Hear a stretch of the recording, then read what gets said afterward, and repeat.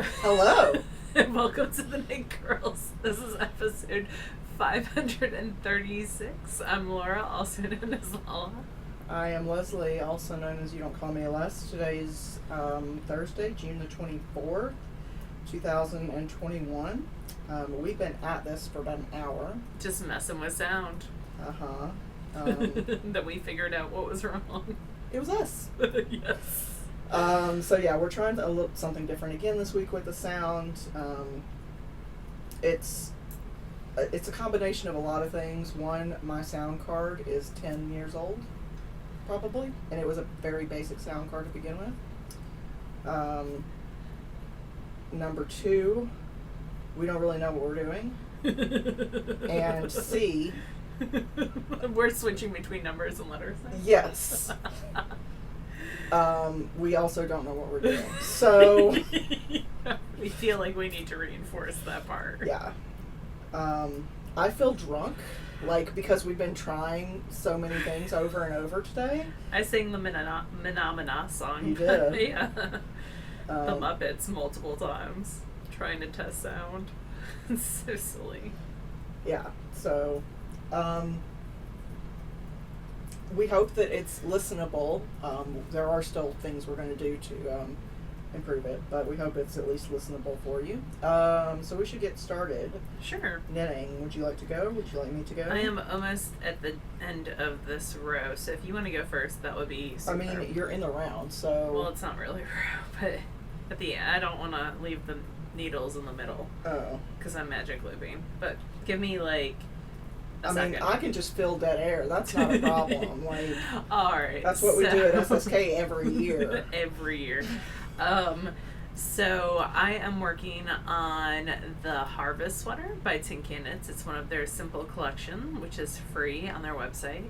And I am knitting it out of Camilla Fiber Company in her worsted base. I think it's pepper base, Pepper, maybe? yeah. And I am on the sleeves. So this is what the cardigan looks like so far. I've got the 4 inches of garter down at the bottom I just finished. Did you have to break into a new skein? Yes, I did. For the last 20 stitches of the bind off. So, not terrible. I have 3 skeins, including this one, left for the sleeves. So I am knitting 1 sleeve in the round right now. I'm magic looping on size 7s, their signatures, the garter is done on size 5s. And I'm just going to go round and round and round until I get to 3 inches and then start the decreases. So yeah, that's what I'm working on, the first thing. The second thing that got a little bit of progress done on it are my socks from Knit Spin Farm. This is in the World Plant Vegetable Garden colorway.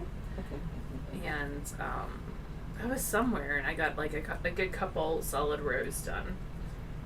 So that's just the first sock. And I'm knitting these on size 1 Addy squared needles. So yeah, round and round and round on those too. And that's living in my Fat Squirrel National Park bag. The big sweater is living in nothing because it is huge and it doesn't leave my house except to come to here to show y'all. Not that she doesn't have bags that could contain it. That's true. Because, we have some bags from Bags Boss and Granny and Fat Squirrel. And I feel like we got a bucket bag from Tangerine Designs. Yeah, and then Hikari Handmade. Mm-hmm. There's some large bags that we have from her. Some absolutely beautiful ones. Yes. I'm hesitant to use them because they're so pretty. No, I use mine all the time. But yeah, I definitely have bags. It's just the only time it leaves the house is to come here. Yeah, so. And plus it's, 1,000,000 degrees outside. It so is. It's not conducive to having a worsted weight sweater in your lap. It is not. Which is why it's not getting... I feel like it's been getting some progress, but it's not been getting... You started it 2 weeks ago, and you're on the sleeves. Yeah. So I feel like you're making good progress. Yeah, even though it feels endless, I'm sure. I know, and it is a total of 8 skeins, so 1,700 yards, maybe a little bit more, 218 times 8. Yeah. So it does have, and I made the length of the sweater, the body, longer, so it's at like around 24 inches. Because you got a long torso. I do, and I had the yarn, so I was like, why not make it so it covers my booty? And in order to do that, I did add some increases underneath the arms all the way down, so I increased out. But yeah, that's it for what I've been knitting on, and I have no finished objects. Wow. Okay.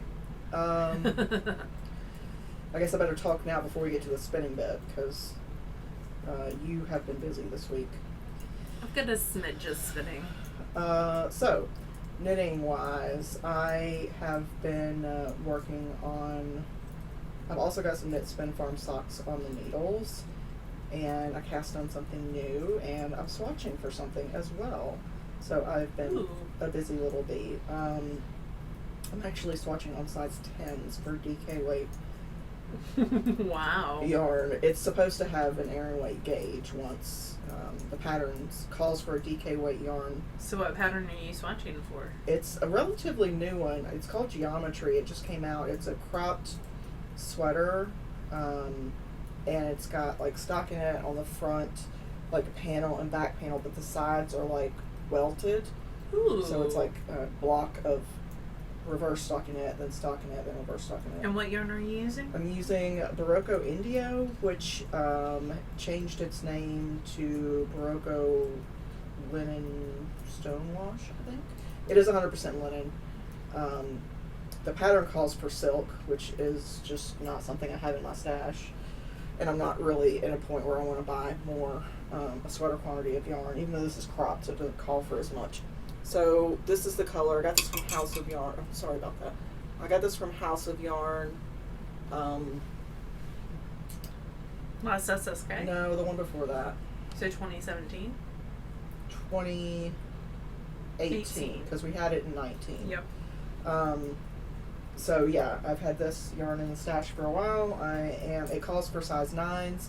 I typically have to go up a size anyway, so I'm just starting with 10s. If I have to go down, I will, but I only have to get like 16 stitches to 4 inches, so we'll see. So that's what I'm swatching with. That takes very little brain power, so I thought it would be good for a podcast. Well, we're recording, absolutely.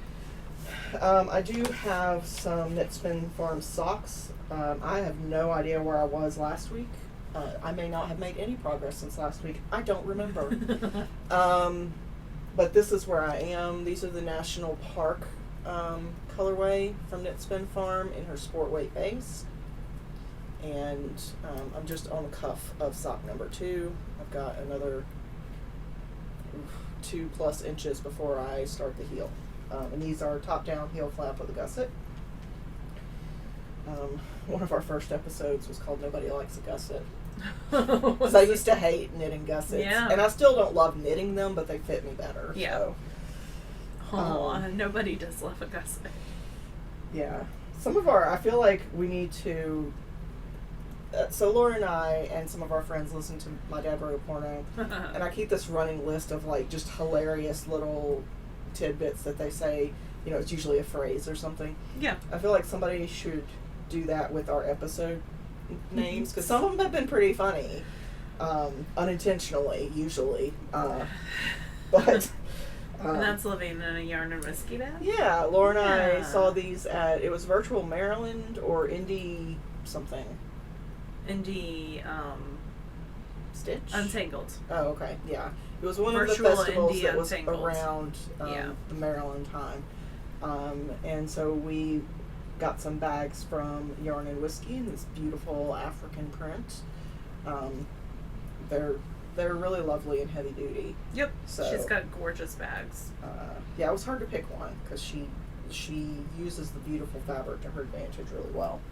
So the thing that I've been knitting on mostly for the past few days has been this sweater I found called Nyanin, and it's designed by Cecily Glaude McDonald, and it is modeled by this absolutely beautiful model, and it's just a simple lace shell. The lace pattern is not complicated. I've memorized it already. It's just pretty simple. Yarn overs and decreases for this many rows, and then it's decreases and yarn overs for this many rows. So So you're using your stash to your advantage because this was stash. I am. So the sizing on this one starts at 32 inches and goes to 59.5 inches. It's designed to have a little bit of ease, but not a ton. It's linen, so it's not going to stretch. So I don't think it actually tells you how much ease, but just looking at the model, I can tell that it's got maybe 2 inches of positive ease built into it. But I am knitting the size, gotta look at how many I cast on. I'm knitting the size 54 inch bust measurements, because my full bust is 50 inches. And this will give me about 4 inches of positive ease. Yeah.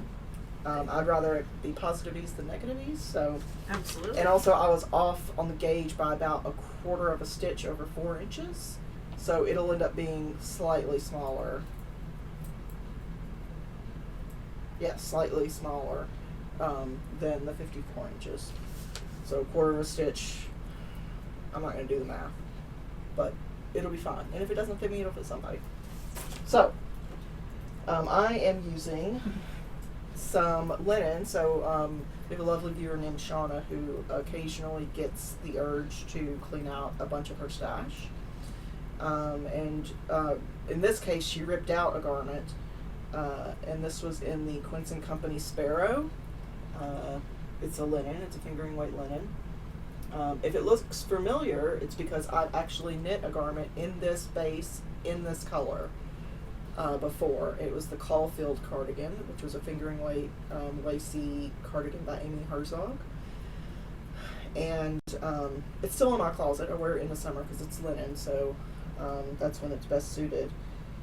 And I actually found the pattern that Shauna knit with this earlier today when I was looking for the link for this tee, because she test knit a different pattern using this and I actually really liked that pattern. It's like a very simple sort of oversized top with a little lace smocking detail right here, but it's almost sheer, which is fine because I usually wear tanks underneath anything. And I was like, man, I would have worn that. But anyway, so this is the tee. This is the lace. You've made really good progress on that. I did a full pattern repeat, so I think that was 16 rows, and I'm starting the second pattern repeat, which will be the same thing, over and over and over and over up to the armholes, then it'll divide. And you do the same thing on the front and the back. It is a relatively easy pattern once you've gotten into it and gotten started. So I'm using Addy Turbo Rocket Squared in the 3.75 millimeter size. These are the interchangeables, which I really like. And I think that's about all I've got to say about that. Oh, I am still working on the gourmet sampler. I worked on this at midnight last week, which was after we recorded. So no more eggplants. I finished the fudge in a fattening lump, the word, and then now I'm working on the fudge, which I'm sure will look super appetizing in a variety of browns.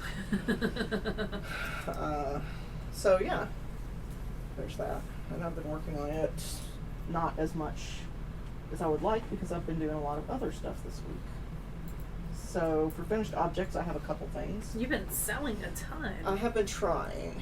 So the downside, one of the downsides of sewing is it's kind of like weaving in that there's a lot of prep work. You have to get the pattern, and if it's not one that you've made before, then you need to print the pattern, whether that's at home or if you send it somewhere and get the big plotter size. Then you have to mark the pattern, then you have to cut the pattern out, and then depending on if you got the big size or if you're doing it at home, you have to assemble the pattern. And of course this all takes hours. And then once you've got just the pattern pieces ready, then you can cut out your fabric, then you have to transfer all the marks to the fabric, and then you have to get everything, up to the sewing machine and start your list of instructions. So there's a lot of prep work that goes into it. So I don't have as much done as I would like, but that's the way it goes. My younger sister is like a hard, segue. My younger sister has an ostomy bag, and I've made ostomy covers for her before, typically in like a quilter's cotton, but I thought I would try some other fabrics, especially with being summer. Maybe she would rather something a little lighter. So the fabric that I used for my wool fork dress is a double gauze, so it's a little lighter than a quilter's cotton, or it feels a little lighter anyway. Better airflow. So I made her an ostomy bag cover, and then I just put it's not as like fancy as the ones I've made before, but this one's just got like an elasticated opening to put the bag in. And then I made one out of a jersey net, so this has got more like stretch to it, and I did the same thing as I just put like an elasticated rim around the outside so that it can be stretched to go around the outside of the appliance. So there's those two. I just drafted those by hand. I've got that pattern already, so I didn't have to create anything. I've been talking forever. I'll talk in a little bit for forever. And then I made this. So I've made this pattern before, and I will make it probably a dozen more times. This is called the Versacammy, and this is a version of what I wear every single day. I started getting these camis from Duluth Trading that have a built-in shelf bra. I have a large chest, typically, or it's, depending on the bra, but it's usually like a 42E or an F. So I have a large chest, and the Duluth ones are great, but the elastic wears out in the strap over time, because the strap itself isn't elasticated. They run this like clear elastic through the inside of the fabric, which is fine for most people. Most people don't have the 10 pounds of boob. Well, elastic also, like if you wash it and the machine dry it. Yeah, I typically do not. Yeah. I typically line dry my undergarments of all kinds. I'll wash them in warm water, but I'll line dry them. And then anything with elastic in it, I will usually line, if it's mine. If it's my kids, he's on his own. He doesn't have any nice clothes, so he's fine.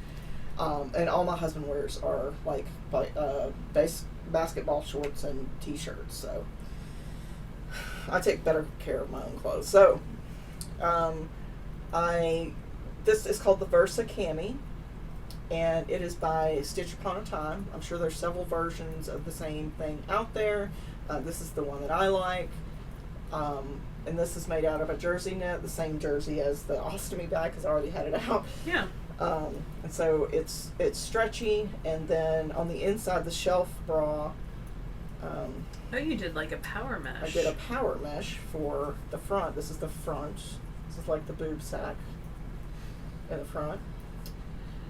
And so I've got it with an inch wide elastic. It doesn't, I think it calls for a 1/2 inch, but I find that a larger chest requires a stronger elastic. So I went with the 1 inch elastic, and the back doesn't need to have the same strength. So on the back part of the bra is just the regular jersey. It didn't need to be fancy. But it's got elastic as well on the bottom. So I tried this on after I made it, and it fits perfect. Perfect. So I will probably cut a couple more of these next time. When I cut out patterns, I've got this folding table that I put in my living room in front of my television so that I don't like hate life. Same thing I do if I'll do it at Laura's. Yeah, she just gets one of my tables and starts cutting. Yeah, that way I can watch something and be moving around. We have a lot of things to catch up on. We should do some watching this weekend. So, there's that. I use fold over elastic for the straps. So I stopped making the adjustable ones. I just found the length that worked for me and just stopped making adjustable ones, because that's a pain in the butt to faff around with the slider and everything. So, yep, that's me. Cool. And now I'm done talking. Weren't you working on some pants? Yeah, but they're still in progress, and I'll show them at the end. Cool. I have some spinning. I actually am applying several things because tomorrow is the start of the Tour de France, and a lot of people do spinning. They call it the Tour de Fleece, and there's various teams for different people. I am spinning on Team Acreworks because they are my fave, Yeah, and then usually do that every year. yeah, and then Joanna. if I spin some Southern Cross Fiber, I'll spin for that team. I'll just join teams as needed. Mm-hmm. So I've been trying to empty some bobbins, and this is what I've spun in the last week. Oh my god. If you don't like that one, I'll take it. I thought you'd already seen that. You can have it. I need to photograph some stuff. Well, I mean, I don't want to just take it, but it's No, so you can take beautiful. So let me do the ones that Leslie doesn't want to steal first. So this is a mixed BFL from Nest Fiber Studio. It is in the Something Wicked colorway. It is 390 yards of a 2-ply that I spun on my Starling 2, and then I applied on the mini spinner. It was spun worsted, so I popped out all the air, and yeah, it's a nice 2-ply. It's a very like subtle blues and browns. Over mixed BFL is usually different colors of BFL. And then what else do I have? Do you remember, sorry, I'm going to interrupt you for a second. Do you remember we were making a video for something, I don't remember if we were showing how to deal with like hand spun or if we were dyeing something, I can't remember. I think it was hand spun, and it was when you still lived in Hernando. Are you talking about the soak video? Maybe it was, because And I my remember pop making stuff. you thwack it. Yeah, it was a soak video with the soak tubs. We reviewed some soak products, and I still use soak to this day. Yeah. It's my favorite. So this is the monthly Bat Club. You've actually spun this one. It's gorgeous. In from Knit Spin Farm. This was the April 2020. You spun this at my house. Did I? So you have this. And this is Honey Season. Mine, It is. mine must not have turned out as well, because that's gorgeous. I thought yours was gorgeous. You'll have to find it I and will. see. That's what made me want to spin this one, because I was like, that's a lot of yellow, but I really like the pops of purple. Joanna's got a great color sense. She does. So it's 68% Cheviot, 32% Cordale, and then a smidge of Angelina or Sparkle. The microphone's picking up on Neelix. Sorry, he's outside. It was spun on my Matchless long draw, so it's a woolen spun, and then plied on the Hansen. It's 200 yards of a 2-ply from around 3 ounces. And then I like this one. I want to show you something. This is so funny. I like that one too, but I could live without that one, whereas I'm not certain if I could. So this is from 2 ounces of hobbledehoy batlings, and these were unicorn batlings. Unfortunately, hobbledehoy's not doing dyeing anymore, but it's Polworth, Tussa Silk, Bamboo, and Mint Sparkle. But the funny thing is, so my fibers are all wound off on a 2-yard skein winder. Mhm. So Polworth really poofs. So when you compare that to the merino, look at how much Oh yeah. So the like unicorn's right there, and then the merino's got like a good 2 more inches. It's like 4 inches. if picture somebody with frizzy hair, like their natural hair versus being straightened. Yeah, so it's funny how that changes. So the yardage, that's why it's important to do your yardage afterwards and before. I just typically take off 15%, and that's how I figure out my yardage. But the unicorn batlings I absolutely adore. It's 180 yards of a 2-ply. It was spun worsted instead of woolen, and I spun that on the Ladybug. And then the one that Leslie loves is, and you can have this, it's from a new to me dyer. It's so pretty. It's like liquid honey. It's all wound up, and the colorway is actually Dandelion Dreams, It's really which you pretty. can definitely tell. It's a superwash merino and silk blend 80-20.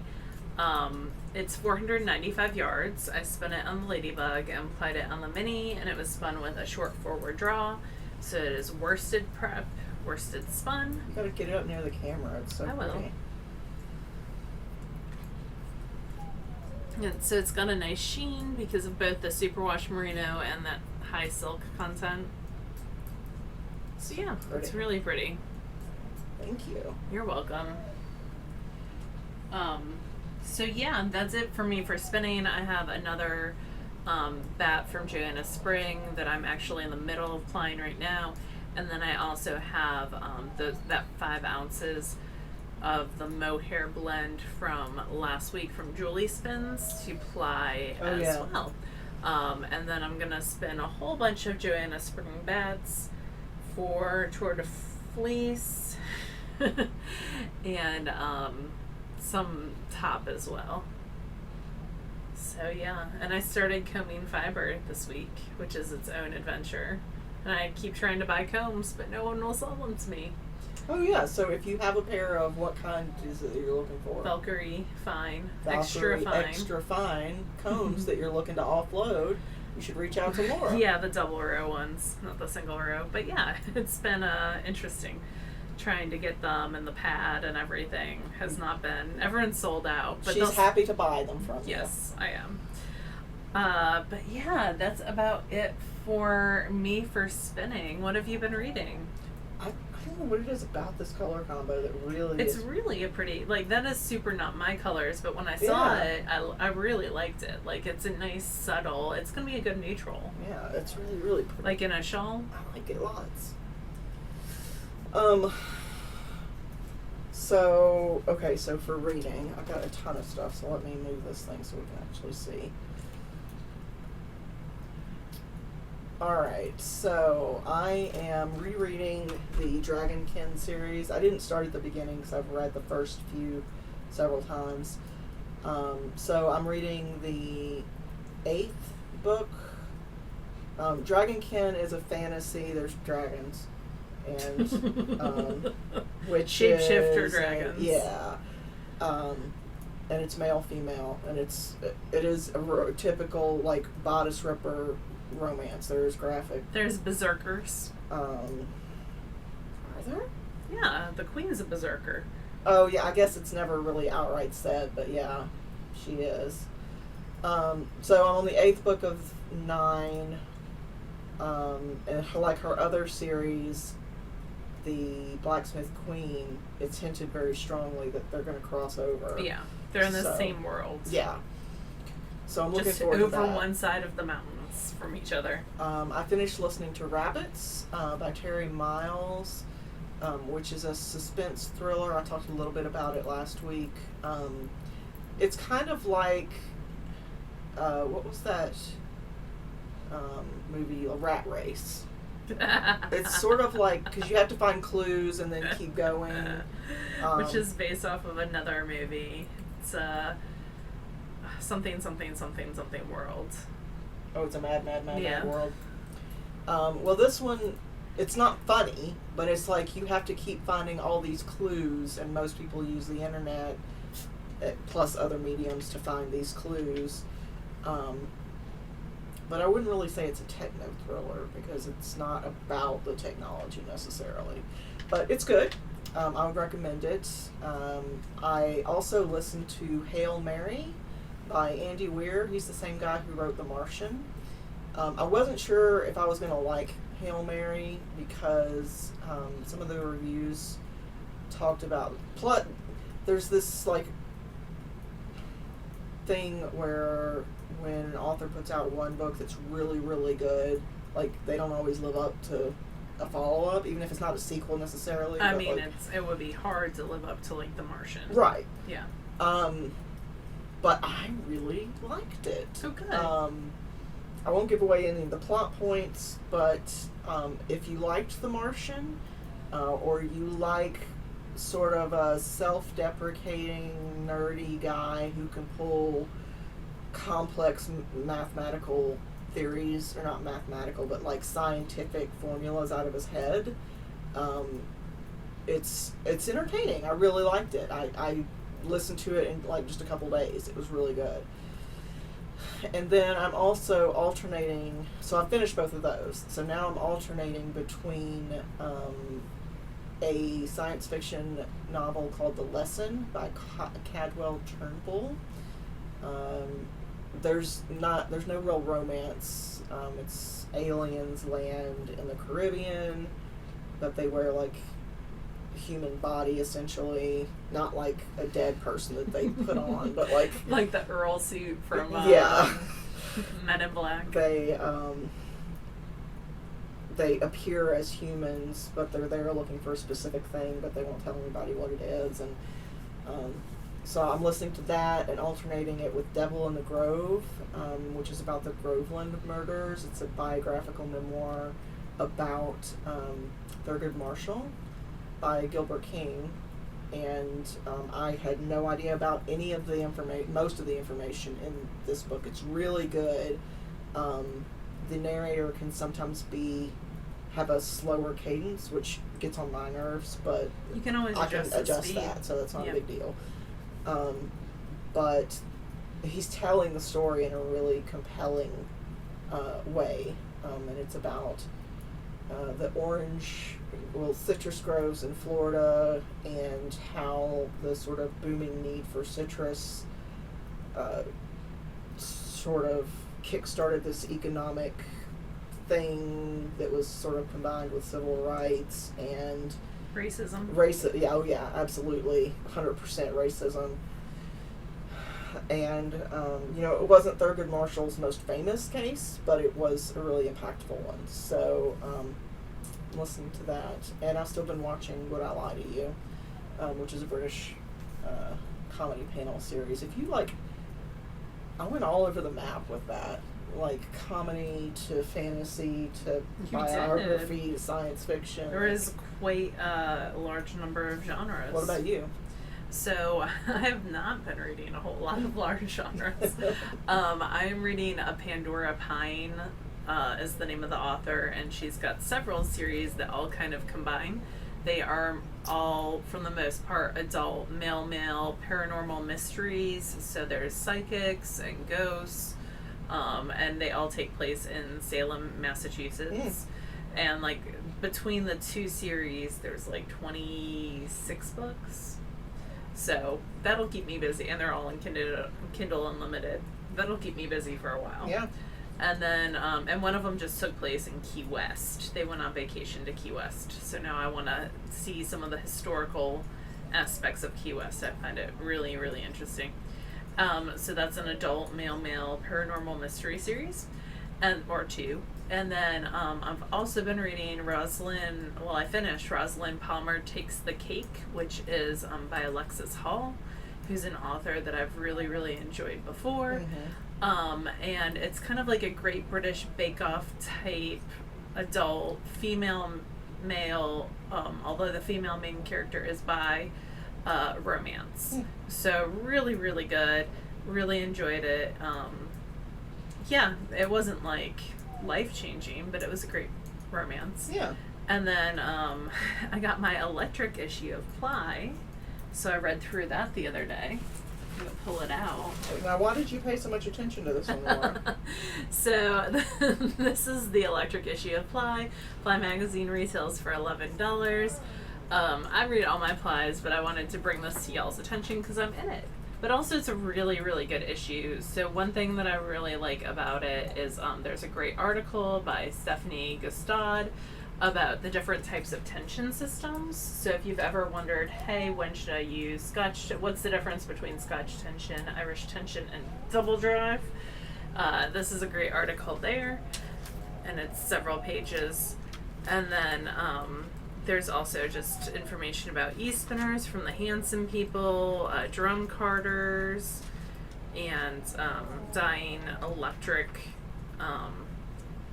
the thread, conductive thread. And also spinning the conductive thread. Evanita's got an article on that. And then Kate Atherley has these super cute gloves that have that conductive thread in the tips, as well as a lightning bolt on them. Sorry. Burn helix. There's also sheep farming with drones, which is a really cool article. There's the tip jar. And then different words on e-spinners, like the history of e-spinners by Judith Mackenzie.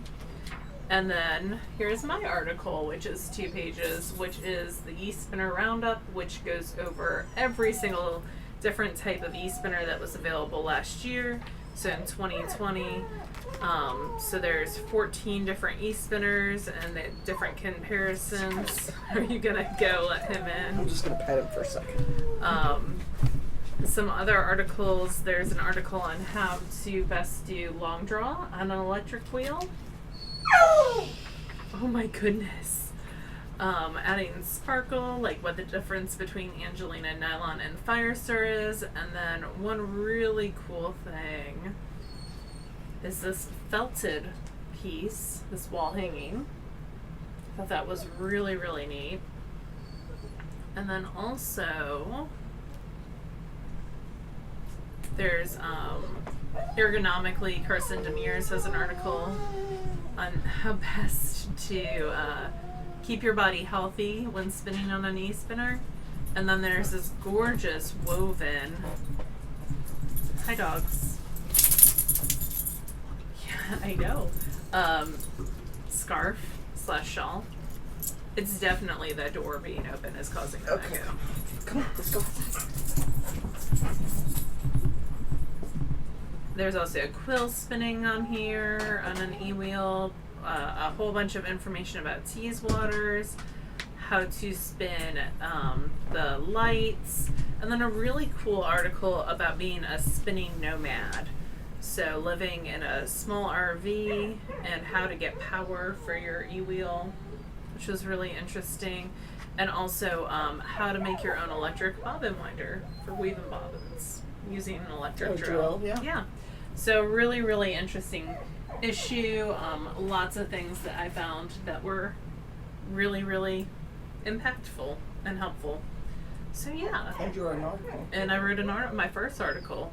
Who would have thought this girl that can barely read or write Oh yeah, clearly. would write an article, but writing is something that I've always struggled with my whole life, so it was a big step forward for me to write my first published magazine article. And now you've signed up for more. Yeah, I have 2 more. I should get on those. I actually started my next one for the goat issue. Oh, yeah. So that's already underway. But yeah. Cool beans. So Like that's he's, what like, I've been chilled reading. out behind us. And that's about it. Stash Dash is still going on. I have pants to talk about. Oh, I thought you were okay. I thought that's why I asked you about earlier. I said I was going to talk about them later. Oh, I thought you meant like later, like No. on a different episode. Okay. So I am working on a pair of pants. This is another one of the sew-alongs that I've been doing with Jessie, Little Hip Kitty. And these are the Aeronite Pants. This is a pattern by Sew Liberated, S-E-W, Liberated.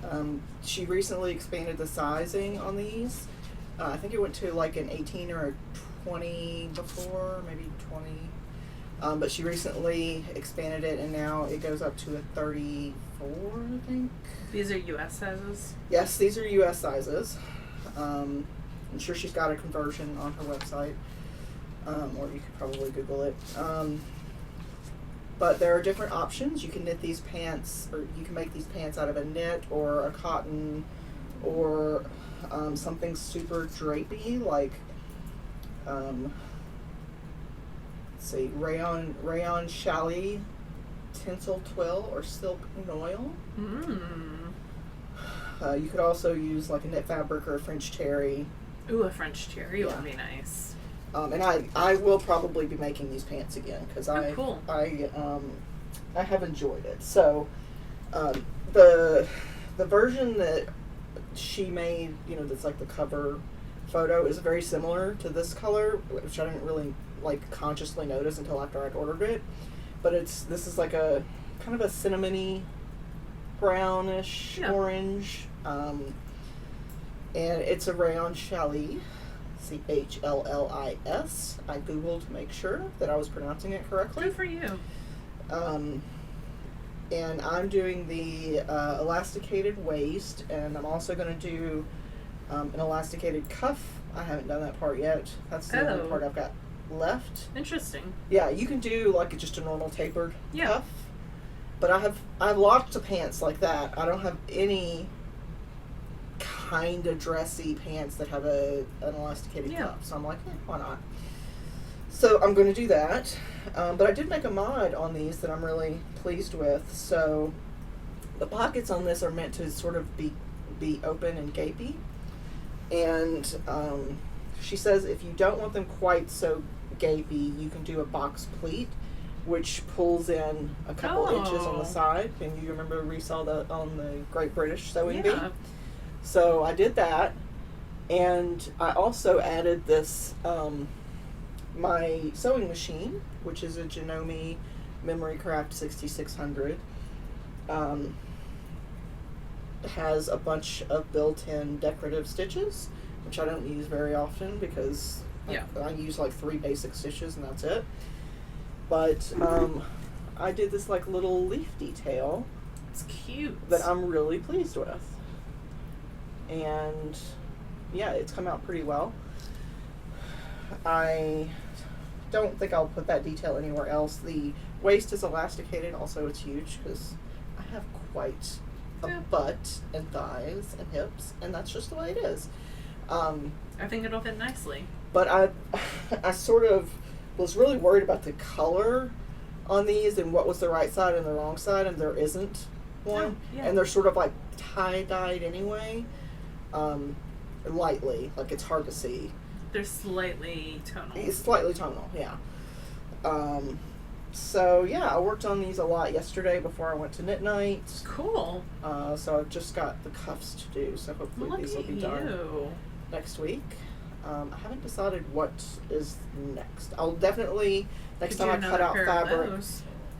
Yeah, I might do it out of like a knit fabric or I don't know if Joann's carries terry. I'll have to look, like French terry. I know they do like terry cloth. Yeah. If we go visit Mom, they've got tons of stores near her. And the quilting store that's right around the corner has a whole room of shishiko. Oh. So I thought of you. That's fancy. Which my father, like me, cannot say words. He keeps mispronouncing it. Sashiko, which means little stabs. There you go. But yeah, that's basically it. I mean, it's a lot, but that's basically it. What I've been working on and what you've been working on. Yeah. Lots of progress on everything this week. What's your next big project? I have another sweater that I am going to start out of Handspun by Tiff Nealon. I am probably going to swatch for that this weekend. That's the next big project. And then I'm just going to also start spinning for the tour, but also I have a sweater picked out that I knit that hat as like a swatch, so I'm going to start spinning that up as well. But yeah, lots of spinning, lots of knitting. One more month off and that's it for me. I go back in August 2nd. It does. So I'm gonna make the most. I've spun a little over 4 pounds so far this summer. So, and some of that was just plying. It still counts. Yeah, so, that's a lot. I don't think I spent 4 pounds in a year. Yeah, you say it's a lot, but it's like a drop in the bucket. Oh, no, I'm not saying that. I mean, like, I cannot throw stones. Like, it is, you know, and, yeah, it's just a drop in the bucket. So, I'm gonna work on that. That's part of the reason why I don't mind giving you some hand spun lately. That makes me happy. I know. So. I'm glad it makes you. I'm glad it makes you happy. Dropping all my stitches does not make me happy. Yeah, at least it's not a crazy intricate pattern. Yeah. Also, this wool is very woolly. Yeah, it's like got two teeth. Yeah, so it doesn't drop. Although it's pooling very oddly on the sleeve. Like, it's kind of broken up and then it's got a big pool, but it's about to get decreased by a couple stitches, so that should break up. Yeah. Once your stitch count changes. And if you really hate it, you can always rip back and alternate. Yeah, I don't hate it that much. It'll be okay. Yeah. No, I mean, I think it just adds to the handmade look. Yeah, it's so fun. I'd like to spin this. Like, at some point I want to spin. You guys can kind of see like one ply is gray throughout, and then every once in a while that black ply comes into place, and I think that would be a really cool place to put like a silk handkerchief inlay or something really funky and fun. It'd be cool to do like a natural, you know, like a fleece or something similar, and then pop, like you said, with a silk hanky and like crazy variegate colors, just for a little bit, and then go back. Just one hanky and then just go back. There's a lot of people who do that with weaving, is they do like a silk hanky inlay. Becca of Daedalus does that, and her pieces come out gorgeous. So yeah, that's super fun. I'll have to play with that maybe this fall. Well, my dog's going bananas because Michael is sleeping. He's had a headache all day. So there's no one to entertain him. Oh, poor the Boo. dog, not Michael. So that's why he's freaking out. But yeah, you guys have an awesome week, and we will talk to you again next week. Bye, y'all. Bye, y'all.